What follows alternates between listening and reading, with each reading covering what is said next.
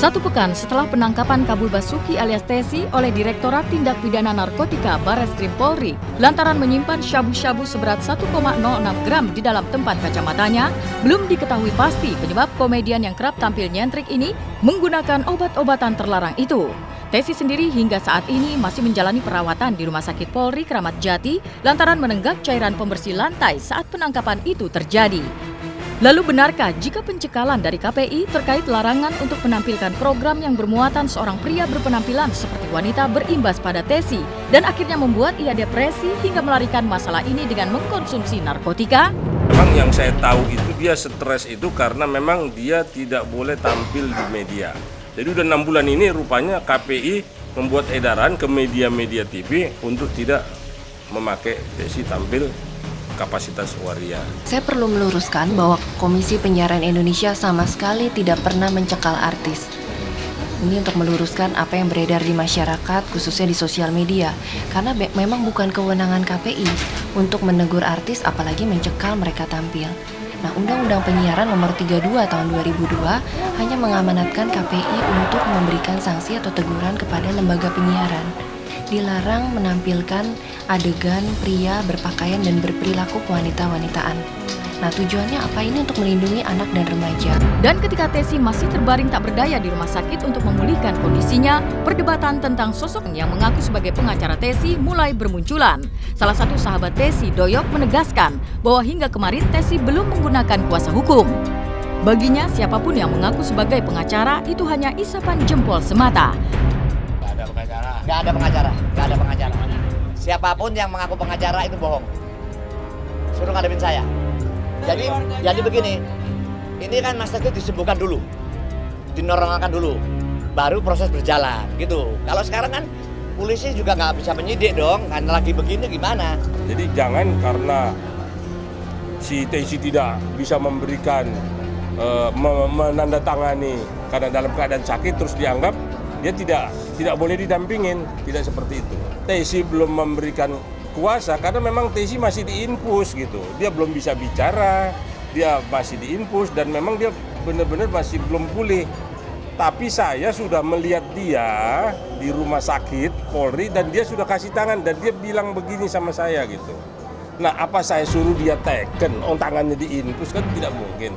Nah, terlepas dari perdebatan soal kuasa hukum Tesi, ada rasa tak percaya dari para sahabatnya ketika sang komedian senior satu ini didapati meminum cairan pembersih lantai. Entah apa alasan sebenarnya hingga membuat Tesi melakukan hal nekat itu masih menjadi teka-teki. Lalu apa kata para sahabat melihat Tesi harus dirawat hingga saat ini akibat melakukan aksi tersebut? Karena Mas Tesi kok sampai minum itu apa tujuannya? Kan gitu. Mungkin ada pertanyaan, loh kenapa Mas Tesi kok sampai minum cairan itu? Apa tujuannya mau bunuh diri? Menurut analisa bisa juga. Nah, karena apa? Karena gini, begitu sudah tertangkap, stres, shock, depresi, panik. Ya udah, daripada nanti saya disebar-sebarin nama saya udah gini, teman-teman saya gimana, ya udah. Enggak itu aja, mati sekalian.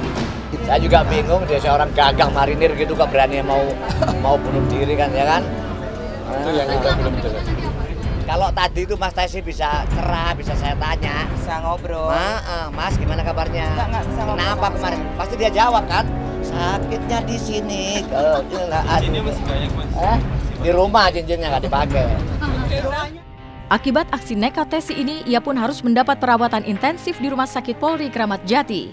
Menurut Doyok, Nunung, Kadir, dan sejumlah sahabat lain yang membesuk Tesi Kamis kemarin menyatakan bahwa sang komedian belum bisa berkomunikasi akibat mengalami luka serius di bagian tenggorokannya. Bahkan dari pertemuan mereka, benarkah jika hanya ada air mata Tesi yang menjadi duka bahwa ia sangat menyesal dengan perbuatannya? Alhamdulillah beliau sudah membaik, ya kan? Karena kita berikan semangat, walaupun gimana kita sebagai rekan seprofesi harus memberi semangat. Karena apa?